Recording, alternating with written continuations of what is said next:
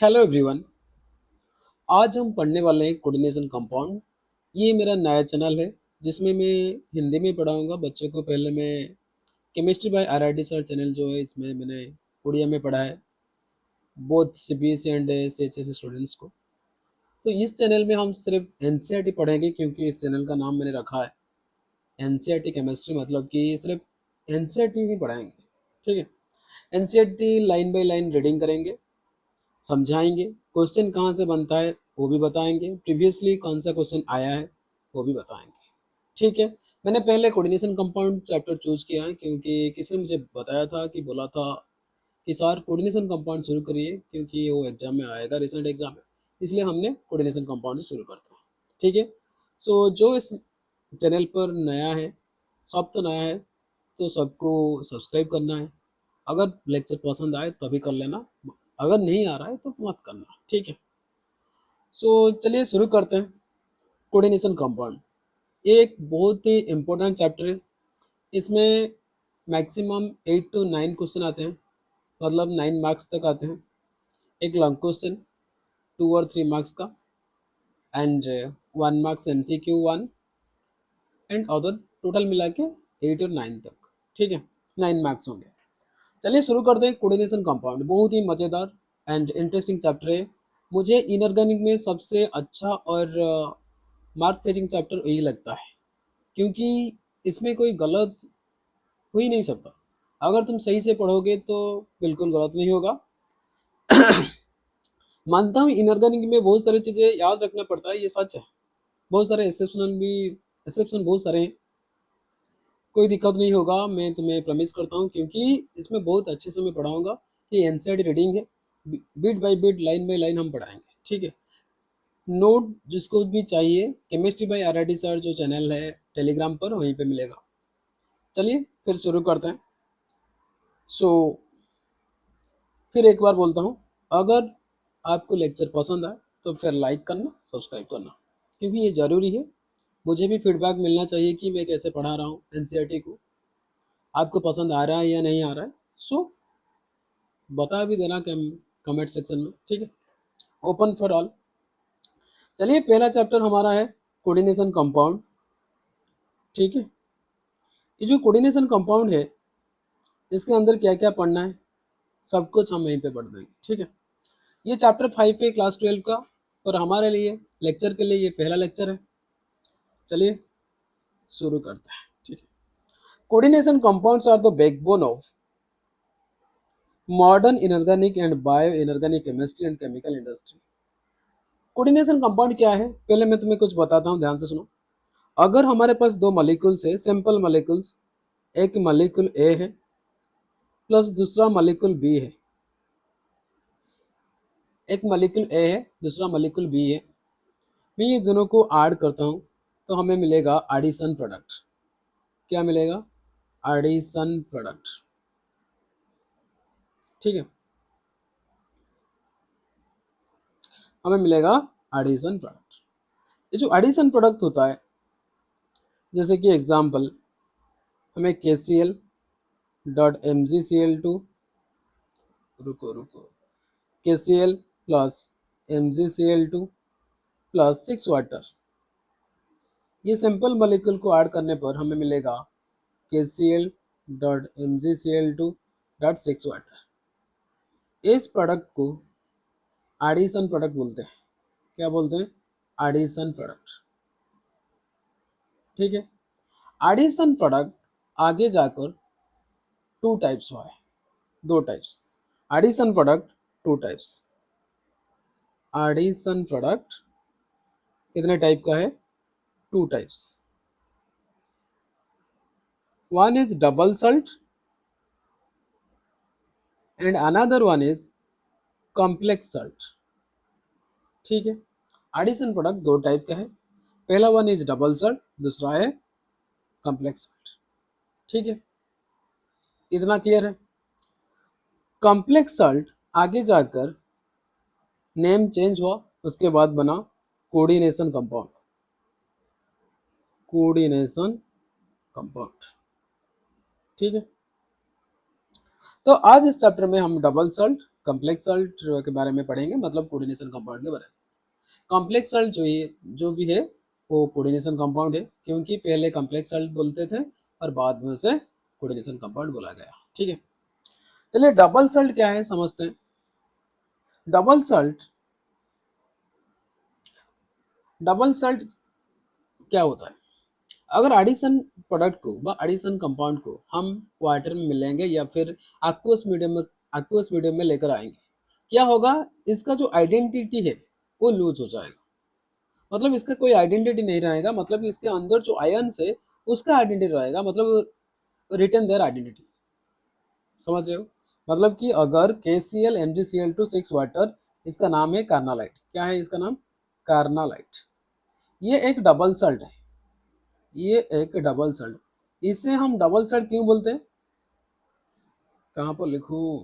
यहाँ पर KCl.MgCl2.6 water, इसका नाम है कार्नालाइट।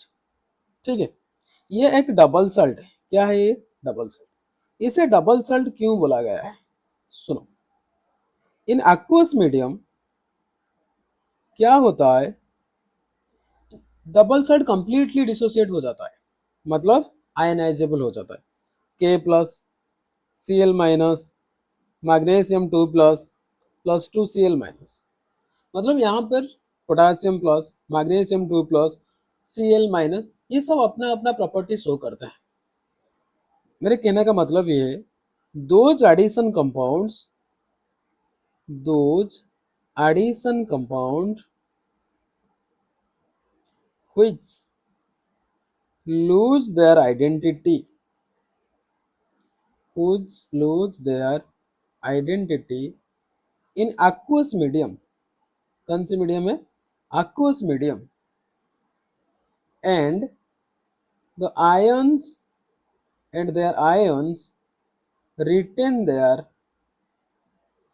identity। ध्यान से सुनना, दो बात अलग ही है। एडिशन कंपाउंड या फिर those addition compound which lose their identity in aqueous medium we called it double salt। That means the ions present in the addition compound do not lose their identity। समझ रहे हो ना? मतलब कि carnallite उसका identity loose कर चुका है इन aqueous medium, but K+Cl- magnesium 2+, वो उसका आइडेंटिटी जैसे ही ऐसे ही रहेगा। मतलब Cl- का जो प्रॉपर्टीज है वो कार्नालाइट के अंदर जो प्रॉपर्टीज है इन aqueous medium पे भी वही K+ का प्रॉपर्टीज शो ही करेगा। मतलब तुम चाहो तो एक्सपेरिमेंटली K+ प्रेजेंट है ये शो कर सकते हो। कैसे? अगर तुमने प्रैक्टिकल किए होंगे कि साल्ट एनालिसिस, ठीक है, बेसिक रेडिकल्स, एसिड रेडिकल्स का साल्ट एनालिसिस कर चुके होंगे, तो फिर तुम्हें पता होगा कि K+ कैसे कैसे प्रॉपर्टीज शो करता है। ठीक है, हम यहाँ पर साल्ट एनालिसिस डिस्कस नहीं करेंगे क्योंकि वो प्रैक्टिकल का कोर्स है, हम बाद में कर लेंगे। अगर तुम बोलोगे कि सर साल्ट एनालिसिस बता दो कैसे होता है, क्या करता है, तो फिर हम बता देंगे। ठीक है, ये था addition compound. Addition sorry double salt. Double salt का और एक प्रॉपर्टीज है। डबल सल्ट क्या करता है? डबल सल्ट इन aqueous medium completely ionized, complete ionized, मतलब यहाँ पे कोई नॉन आयनाइजेबल नहीं रहेगा, सब आयनाइजेबल हो जाएगा। ठीक है, ये डबल सल्ट का कैरेक्टरिस्टिक्स है। और कुछ एग्जांपल्स है जो डबल सल्ट का याद रखना चाहिए क्योंकि वो एग्जाम में पूछते हैं, जैसे कि कार्नालाइट हो गया। दूसरा पोटास अलम, पोटास अलम, जैसे कि उसका फॉर्मूला होता है K2SO4.Al2SO4 3.24 वाटर। कितना वाटर होता है यहाँ पे? 24 वाटर। याद रखना, ये जरूरी है। ठीक है ना? उसके बाद दूसरा एग्जाम्पल मोर सल्ट। मोर सल्ट ये होता है FeSO4 dot ammonium sulphate NH4 2SO4.6 water. ये तीसरा एग्जाम्पल। ठीक है, कार्नालाइट, पोटास अलम, मोर सल्ट, तुम्हें ये याद रखना चाहिए क्योंकि एग्जाम में ये पूछते हैं। जब तुम प्रैक्टिकल एग्जाम दोगे, जब भाइबा होगा, तभी तुम्हें पूछेंगे ये, क्योंकि सॉल्ट एनालिसिस का ये पार्ट है, सो इसलिए तुम पूछेंगे। ठीक है, ये था डबल सॉल्ट। तो कॉम्प्लेक्स सॉल्ट फिर क्या है, या फिर कोऑर्डिनेशन कंपाउंड क्या है? यहीं पे देखो, कोऑर्डिनेशन कंपाउंड या फिर कॉम्प्लेक्स सॉल्ट, कॉम्प्लेक्स सॉल्ट या फिर कोऑर्डिनेशन कंपाउंड, ये क्या होता है ना? Those addition compounds, those addition compound which do not lose their identity,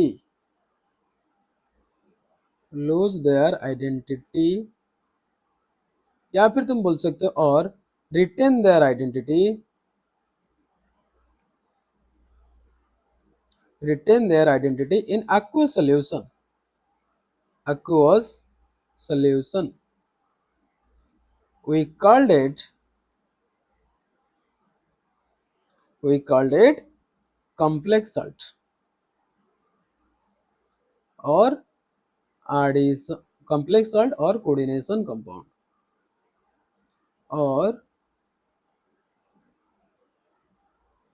coordination compound. ठीक है, समझ में आ रहा है? मतलब कि यहाँ पर जो एडिशन कंपाउंड होगा एक्वस मीडियम में, उसका आइडेंटिटी लूज नहीं करेगा, जैसा ही ऐसा ही रहेगा। जैसे में सॉलिड स्टेट में या क्रिस्टलाइजेशन स्टेट में जैसा होगा, एक्वस स्टेट में ऐसा ही होगा, मतलब same to same properties show करेगा, कोई चेंजेस नहीं होगा। ठीक है, इसका और एक प्रॉपर्टीज है, जैसे कि इसके अंदर जो आयंस होंगे वो आयंस ब्रेक नहीं होंगे, that means ions lose their identity, ions lose their identity. ऐसे भी बोल सकते हो, coordination compound do not undergo complete dissociation, coordination compound, coordination compound do not undergo complete dissociation।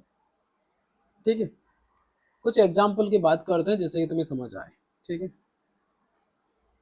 यहीं पर बात करते हैं, हम एनसेट रीड करेंगे। एनसेट रीड करने से पहले जो बेसिक नॉलेज होना चाहिए तुम्हारे अंदर, वही मैं दे रहा हूँ। ठीक है, उसके बाद सिस्टमेटिकली रीड करते हैं। K4Fe CnO6। ठीक है, अगर इसे हम एक्विस मीडियम में लेकर आए तो ये फर्क क्या बनाएगा, 4K plus plus FeCnO6 4 minus. ध्यान से सुनना, ध्यान से सुनो, यहाँ पर इतनी पार्ट जो स्क्वायर ब्रैकेट के अंदर है उसे बोलते हैं कॉम्प्लेक्स। क्या बोलते हैं? कॉम्प्लेक्स। समझ में आ रहा है? यहाँ पर जो Cn माइनस आयरन के पास है वो नहीं निकलेगा, मतलब स्क्वायर ब्रैकेट के अंदर जो कुछ भी है वो जैसा ही ऐसा ही रहेगा, क्रिस्टलाइजेशन फॉर्म में जैसे है ऐसे ही रहेगा, एक्वस मीडियम में भी ऐसा ही रहेगा। मतलब इसका जो प्रॉपर्टीज है, जो नेचर है, जो कैरेक्टरिस्टिक्स है, वो रिटेन, मतलब सेम टू सेम आज इट इज, कोई चेंजेस नहीं होगा। कोऑर्डिनेशन स्फीयर के बाहर, मतलब स्क्वायर ब्रैकेट के बाहर जो कुछ भी वो आयनाइजेबल है, मतलब यहाँ पर जो पोटासियम देख रहे हो ये आयोनाइजेबल है, बट कॉम्प्लेक्स के अंदर जो देख रहे हो ये नॉन आयोनाइजेबल है, नॉन आयोनाइजेबल। समझ में आ रहा है? ठीक है, this type of compound is known as complex salt या फिर coordination compound. I think basic clear हो गया होगा। ठीक है, जो कोऑर्डिनेशन कंपाउंड है उसे कैसे रिप्रेजेंट करते हैं देखो, पहले एक स्क्वायर ब्रैकेट होगा। ठीक है, स्क्वायर ब्रैकेट के अंदर एक सेंट्रल मेटल एटम होगा, उसके पास कुछ इलेक्ट्रॉन डोनेटिंग स्पेसिस होंगे जिसे हम आगे जाकर लिगैंड बोलेंगे। ठीक है, एक नहीं बहुत सारे हो सकता है, मैंने एक्स लिख दिया, मतलब एक्स क्या है? टाइप्स ऑफ लिगैंड्स, मतलब नंबर ऑफ लिगैंड्स भी बोल सकते हो। ठीक है, टाइप्स ऑफ लिगैंड नहीं है, नंबर ऑफ लिगैंड्स है। ठीक है, कोऑर्डिनेशन स्फीयर के बाहर यहां पर हो सकता है, यहां फिर रुको,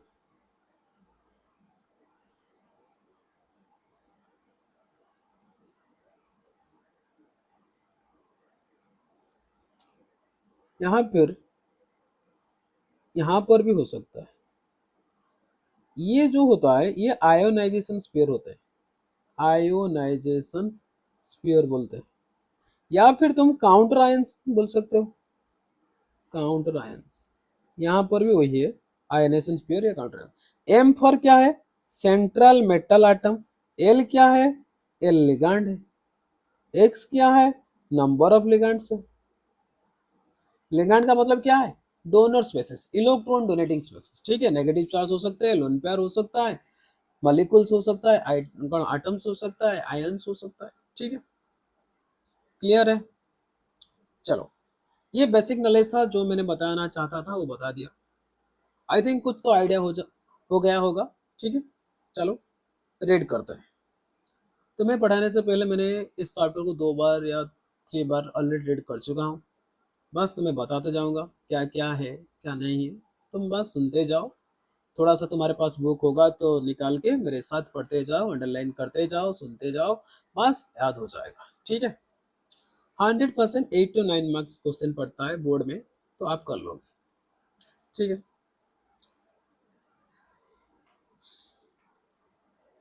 सबसे ज्यादा इंपॉर्टेंट बात क्या है, कॉम्प्लेक्स कंपाउंड कौन बनाता है।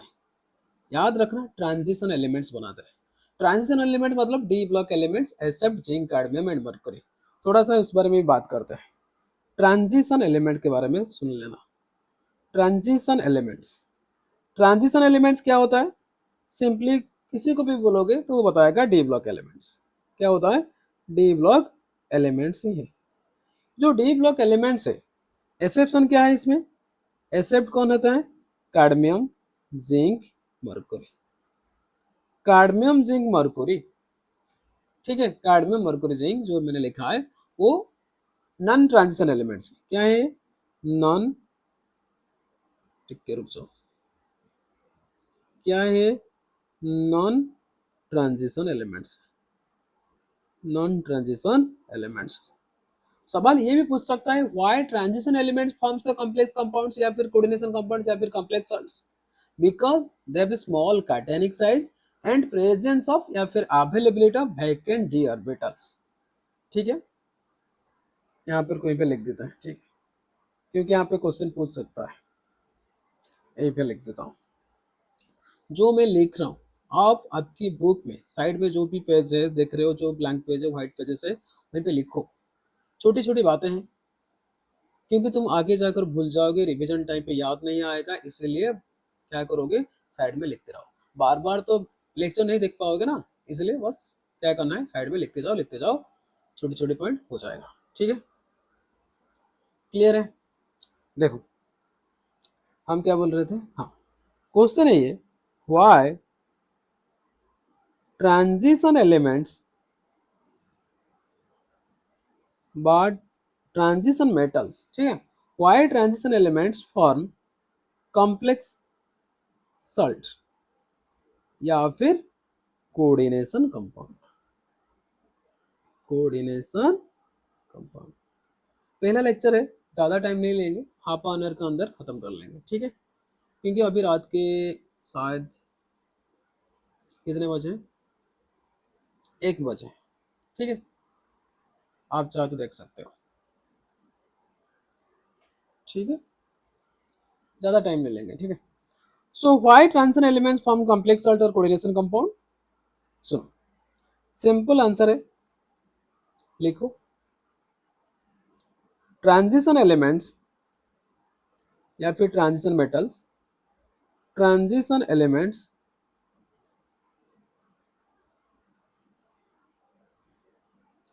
Have smallest cationic size, smallest cationic size and availability of या फिर presence of vacant d orbitals। ठीक है, so they form large number of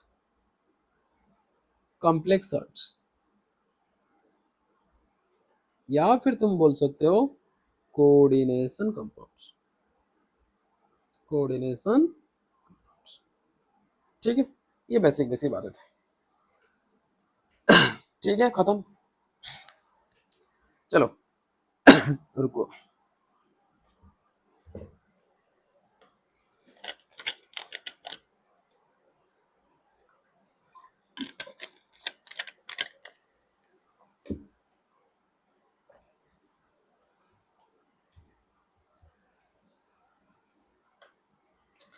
चलो शुरू से रीड करते हैं।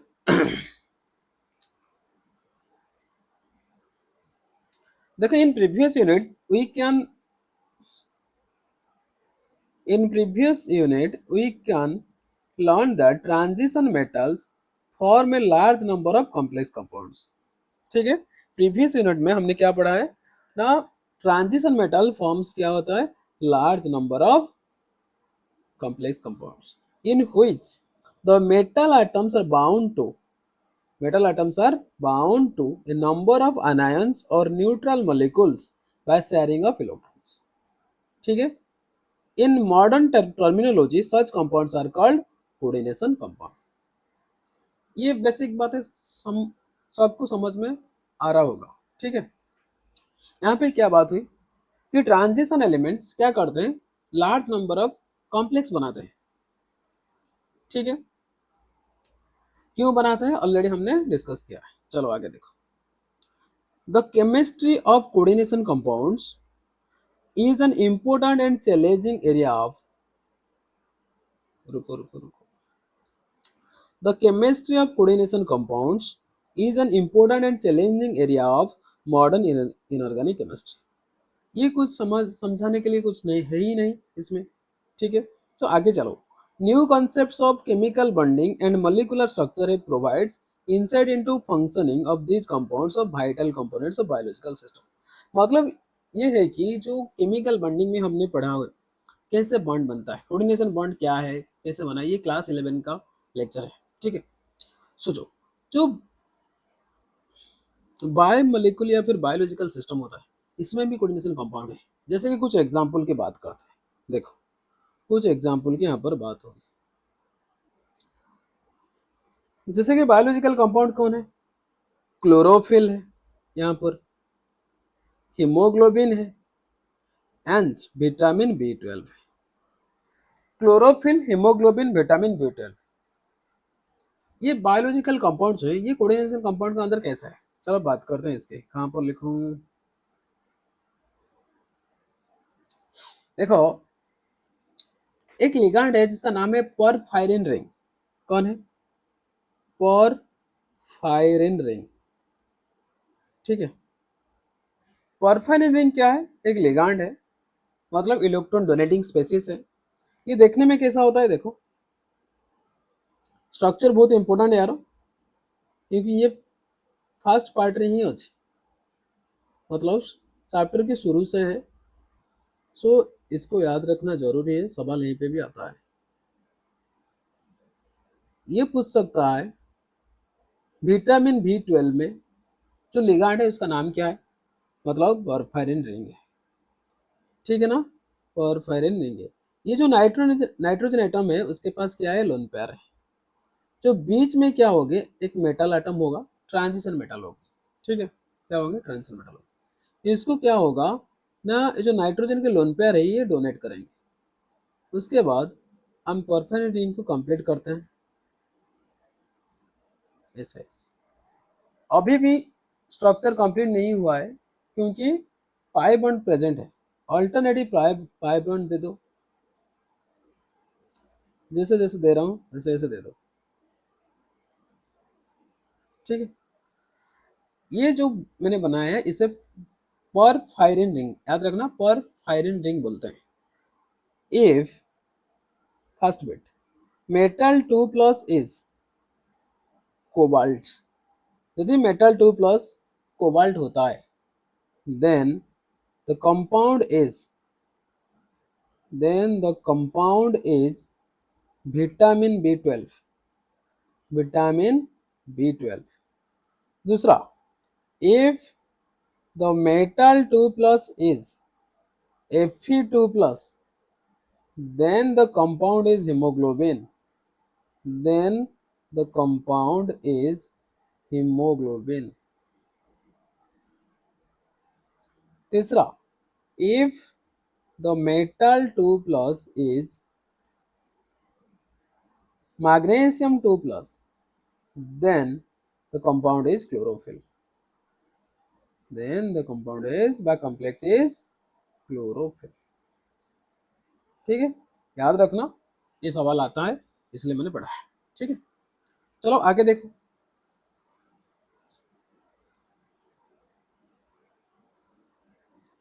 क्लोरोफिल की बात हो गई, हीमोग्लोबिन खत्म, विटामिन बी 12 खत्म। Are coordination compounds of magnesium, iron, cobalt respectively. Chlorophyll क्या है? मैग्नीशियम है। क्लोरोफिल के अंदर जो सेंट्रल मेटल एटम कौन होगा? मैग्नीशियम होगा। हीमोग्लोबिन के अंदर क्या होगा? आयरन होगा। और कोबाल्ट के अंदर, सॉरी, विटामिन बी 12 के अंदर क्या होगा? कोबाल्ट होगा। ठीक है, तो इसका जो लिगांड है, वो लिगांड क्या है? परफायरिन रिंग है। क्या है? परफायरिन रिंग। ठीक है, तो आगे चलो। उसके बाद क्या हुआ? क्या हुआ ना, Warners theory of coordination compound. Alfred Warner जो है, ये 1866 टू 1999 तक इनके जो लाइफ स्पान है। एक स्विस केमिस्ट है। First formulate his ideas about the structure of coordination compound. मतलब he was the first person who decide the structure of coordination compound. मतलब कि कोऑर्डिनेशन कंपाउंड का स्ट्रक्चर कैसा होना चाहिए, अरेंजमेंट कैसा होना चाहिए, वो पहले डिसाइड कर चुका। मतलब पहला पर्सन है। ठीक है, उन्होंने क्या बताया देखो। He prepared a characteristics large number of coordination compounds and studied their physical and chemical behavior by simple experimental technique। मतलब क्या है? उन्होंने कुछ एक्सपेरिमेंट किए, सिंपल टेक्निक थे, है ना? ठीक है, सिंपल टेक्निक थे। इसको यूज करके उन्होंने क्या किया ना, जो कंपाउंड है, कॉम्प्लेक्स कंपाउंड है, उसका स्ट्रक्चर बनाया। चलो देखते हैं। Warner propose that concept of primary valence and secondary valency for a metal ion. मतलब थोड़ा सा स्पेस चाहिए। ठीक है, रिमूव करते हैं, इरेज कर देते हैं।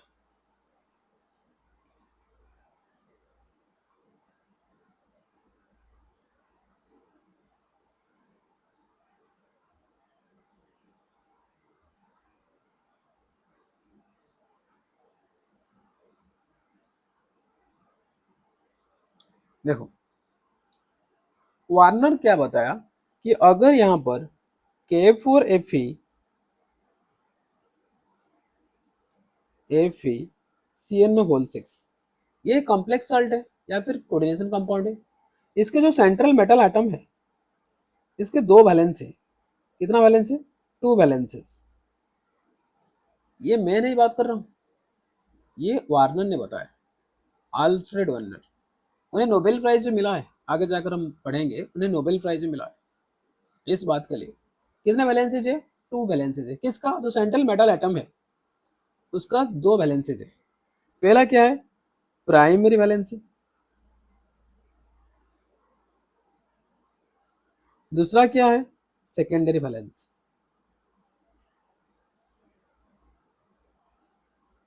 प्राइमरी वैलेंसी कहाँ को है जी वो?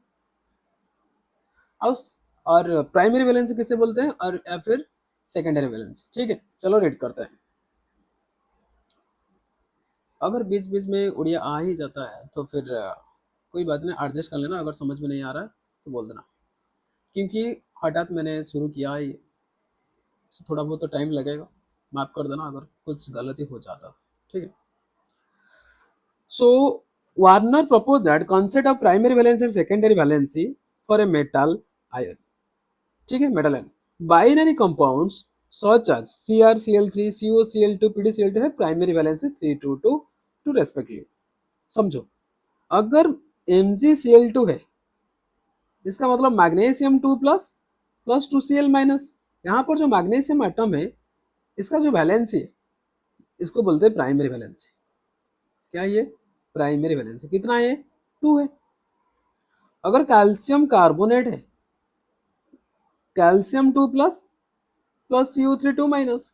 यहाँ पर जो कैल्शियम है, इसका प्राइमरी वैलेंसी कितना है? प्राइमरी वैलेंसी इक्वल टू 2 है। ठीक है, ऐसे ही CrCl3 हो, COCl2 PdCl2, सबका प्राइमरी वैलेंसी कितना दिया गया है? 3 to 2। CrCl3, इसका मतलब क्या है? Chromium 3 plus plus 3Cl minus.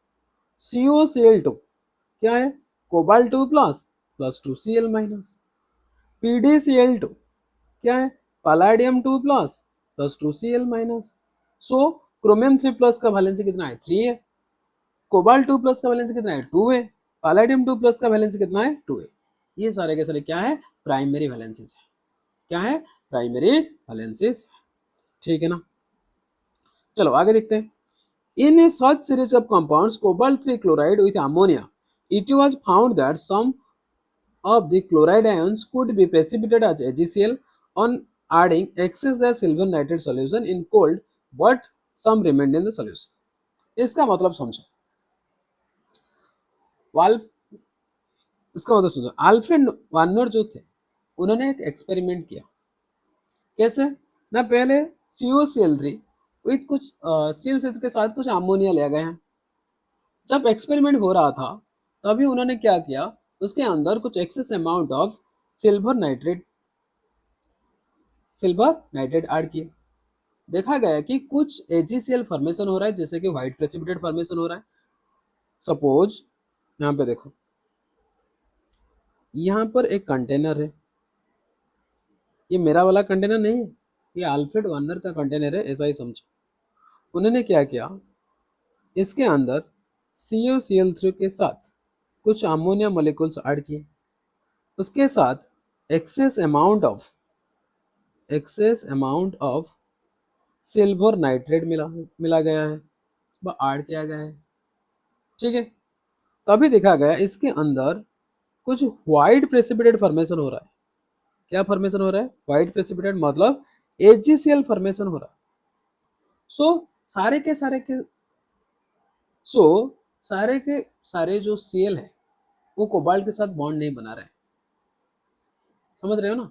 तो फिर क्या हो रहा है, जैसे कि 1 मोल ऑफ CuCl3 6NO3 लिया गया था, ये वाला कंपाउंड येलो कलर का था। देखा गया कि 3 मोल ऑफ AgCl फॉर्मेशन हो रहा है। कितने मोल? 3 मोल ऑफ AgCl। जैसे कि हम ऐसे देखो, CuCl3 डॉट 6NH3, यहाँ पर एक्सेस हम AgNO3 एरो के ऊपर है, 3 AgCl फॉर्मेशन हो रहा है, मतलब व्हाइट प्रेसिपिटेट ये फॉर्मेशन हो रहा है। ठीक है, ऐसा ही कुछ है। उसके बाद CuCl3 5NH3 पर्पल कलर का है, ये 2 मोल ऑफ AgCl दे रहा है। CuCl3 4NH3 जो ग्रीन कलर का है, ये 1 मोल ऑफ AgCl दे रहा है। CuCl3 4NH3 जो कि वायलेट कलर है, ये क्या हो रहा है, 1 मोल ऑफ AgCl दे रहा है। ठीक है, ऐसे समझो, बहुत ही ज्यादा इंपॉर्टेंट है ये कंसेप्ट। थोड़ा सा पेस तो चाहिए। कहाँ मिलेगा, कहाँ मिलेगा, कहाँ मिलेगा? यहीं पे देखो, देखो ध्यान से सुनो, बहुत ही ज्यादा इंपॉर्टेंट है। पहले क्या है, CuCl3 डॉट कितने NH3 थे?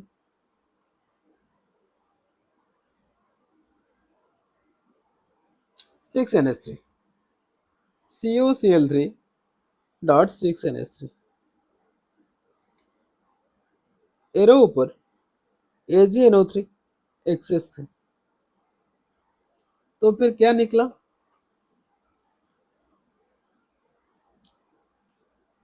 3 mole of AgCl produced, 3 mole of AgCl produced.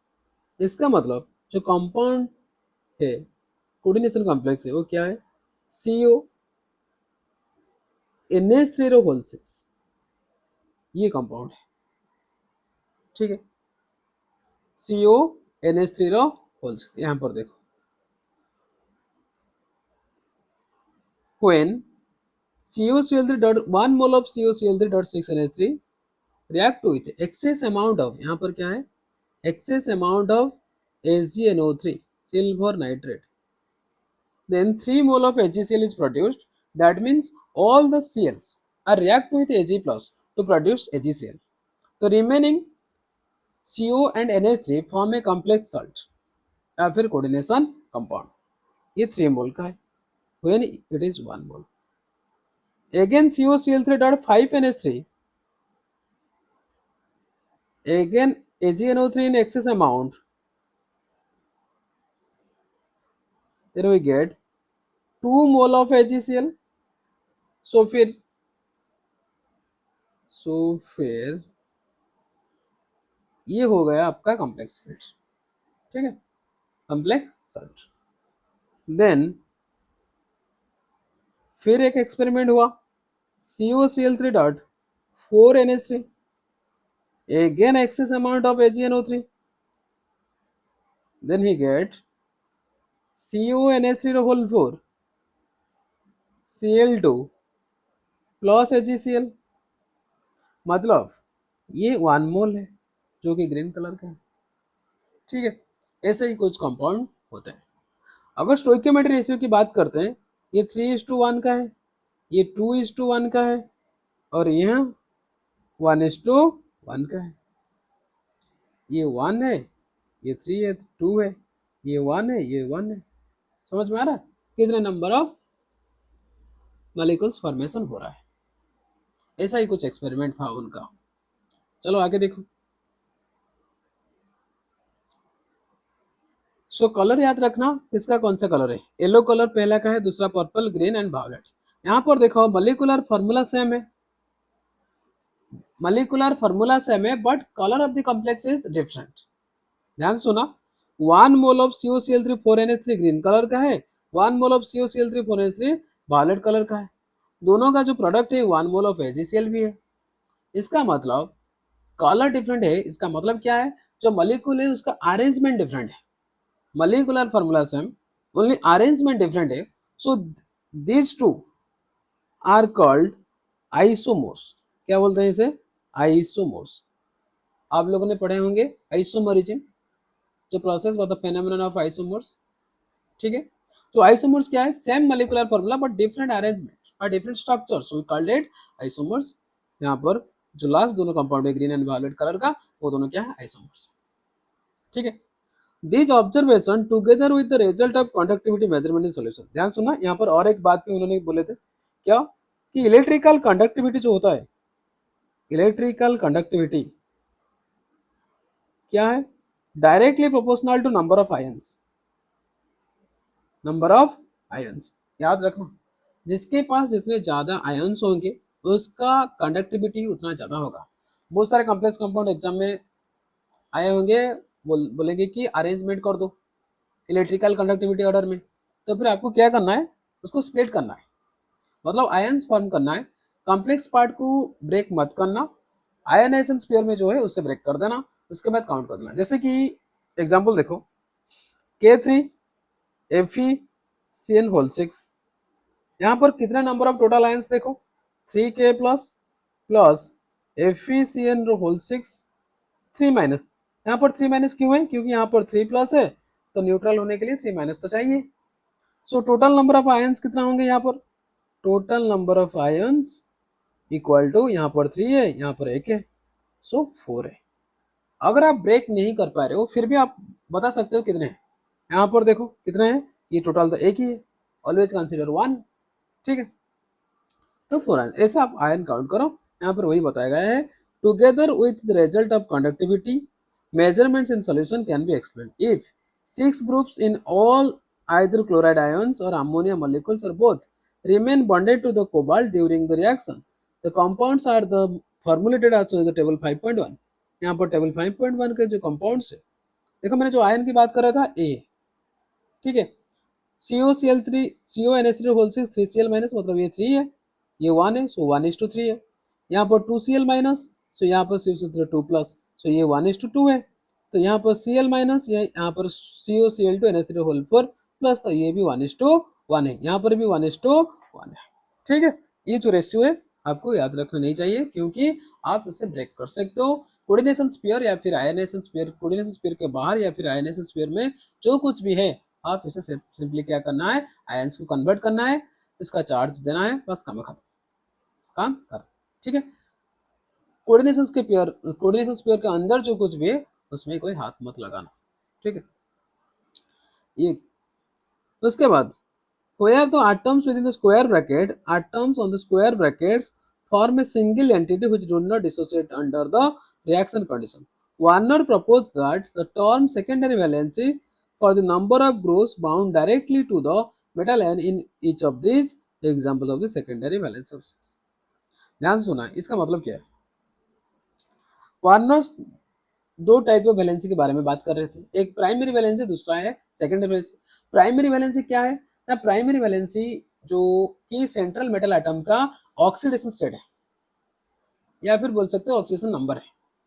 Secondary valency क्या है, जो सेंट्रल मेटल एटम के साथ जितने सारे लिगैंड है उसका जो डोनर एटम है बस वही काउंट करना है, जितने डोनर एटम होंगे उतने सेकेंडरी वैलेंसी हो गए। आगे जाकर इस बात को समझ में आएगा क्योंकि हम आगे जाकर कोऑर्डिनेशन नंबर पढ़ेंगे, उसे coordination number is equal to secondary valency, oxidation number is equal to primary valency. दो बातें याद रखना, क्या याद रखना चाहिए, यहाँ पर लिख देता हूं, primary valency equal to oxidation number of central metal atom या फिर आयंस। दूसरा secondary valency equal to coordination number, हम आगे जाकर इसे समझाएंगे, कोई बात नहीं, coordination number of the central metal atom. Clear है? चलो उसके बाद बात करते हैं main postulates of the Werner's coordination theory, main postulates, ठीक है। उससे पहले Werner 1898 propounded this theory coordination compound. 1898 में जो थ्योरी हमें मिला था उसे बोलते हैं वार्नर्स कोऑर्डिनेशन थ्योरी, ठीक है ना। चलो उसके पोस्टुलेट को बात करते हैं, उसके बाद लेक्चर खत्म होगा। थोड़ा सा पेशेंस रखो, मैंने 30 मिनट्स बोला था पर ज़्यादा तो हो गया है क्योंकि पढ़ाते पढ़ाते मुझे पता नहीं चला कि कितना टाइम हो रहा है। अगर आपको अभी भी अच्छा लग रहा है तो फिर आप लाइक कर सकते हो, सब्सक्राइब कर सकते हो, आपके दोस्तों के साथ शेयर भी कर सकते हो, क्योंकि यहाँ पर सिर्फ हम एनसीईआरटी पढ़ाएंगे और एनसीईआरटी के साथ साथ जो कुछ एक्स्ट्रा चाहिए मतलब कि नॉलेज गेन करने के लिए हम बताएंगे, ठीक है। एग्जाम में जो कुछ भी आएगा हम भी बताएंगे। चलो पोस्टुलेट को देखते हैं। In coordination compounds metal show two types of linkages, primary valency and secondary valency, मैंने बताया है। Primary valency are normally ionisable, are satisfied by negative ions. ये पॉइंट याद रखना, जितने भी प्राइमरी वैलेंसी होंगे वो आयनाइजेबल होंगे। पहला बात आयनाइजेबल होंगे। दूसरा क्या है, satisfied by the only negative ions, मन रखता है यहाँ पर कोई न्यूट्रल आयन की बात नहीं हो रहा है, नेगेटिव आयंस, ठीक है। आगे जाकर एग्जाम्पल में आयनाइजेबल नॉन आयनाइजेबल सब कुछ देखेंगे। तो secondary valency are non ionizable, these are satisfied by neutral molecules और नेगेटिव आयंस। ध्यान सुनना, secondary valency neutral molecule satisfied कर सकता है या फिर नेगेटिव, ठीक है। पर primary valency only satisfied by the negative according to NCERT, not by me, ठीक है। तो secondary valency is equal to the coordination number and is a fixed for a metal. Already मैंने ये बात कर चुका हूं, ठीक है। फोर्थ पॉइंट देखो, तो आयंस और groups bounded by the secondary linkages to the metal have a characteristics spatial arrangement of corresponding to different coordination numbers. इसका मतलब ये है K4FeCN6 या फिर PtCl4 2-, यहाँ पर जितने भी लिगेंड देख रहे हो आप, उसका जो 3 डायमेंशनल अरेंजमेंट है उसे बोलते हैं स्पैटियल अरेंजमेंट। वो डिफरेंट डिफरेंट होता है। आगे जाकर हम आइसोमरिज्म पढ़ेंगे, शायद यहीं पर कोई होगा,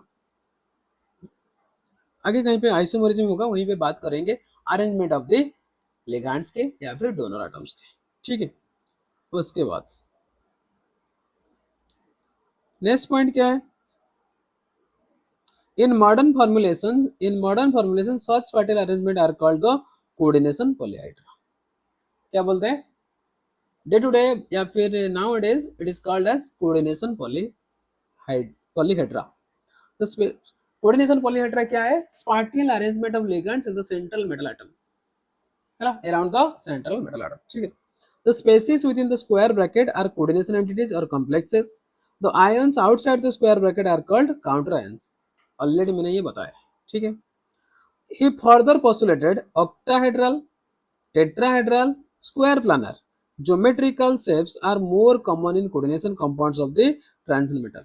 Mainly in this chapter we read about octahedral complexes, tetrahedral complexes. ठीक है, in class 12 there is no syllabus about the square planar complexes, ठीक है। स्क्वायर प्लानर कॉम्प्लेक्सेस सिलेबस में नहीं है, मतलब आउट ऑफ सिलेबस है। हम सिर्फ बात करेंगे octahedral tetrahedral, but transition metal square complex बना सकता है, ठीक है। सो कुछ एग्जांपल देखो, CONH3 CONH3 COCl2NH3 are octahedral entities. ये सारे के सारे क्या है, octahedral. NiCl whole four PtCl four tetrahedral and square planar respectively. याद रखना क्वेश्चन ये भी पूछता है PtCl फॉर 2 माइनस का ज्योमेट्री बताओ। क्या है? Square planar complexes. क्या है? Square planar complexes. NiCl whole four क्या है? Tetrahedral complexes. ध्यान से याद रखना, आगे जाकर पीपीटी में भी ये बात होगी। क्या? कोऑर्डिनेशन नंबर, ध्यान सुनना, कोऑर्डिनेशन नंबर मतलब जितने भी डोनर एटम्स है, अगर कोऑर्डिनेशन नंबर 6 है तो ज्योमेट्री क्या होगी कॉम्प्लेक्स की? Geometry octahedral. ज्योमेट्री क्या है? ऑक्टाहेड्रल। अगर कोऑर्डिनेशन नंबर 5 है, कोऑर्डिनेशन नंबर 5 है तो फिर ज्योमेट्री क्या है? TBB है, ट्राइगोनल बाइपिरामिडल, जो कि out of syllabus. Coordination number 4 होगी तो फिर क्या होगी? टेट्राहेड्रल हो सकता है या फिर स्क्वायर प्लानर हो सकता है। ठीक है, हम जाकर पीपीटी में बात करेंगे कि स्क्वायर प्लानर कब होगा या फिर टेट्राहेड्रल कब होगा। ठीक है, TD for tetrahedral, square planar, SQ planar. ठीक है, क्लियर? इतना है? इतना क्लियर है या नहीं है? ठीक है,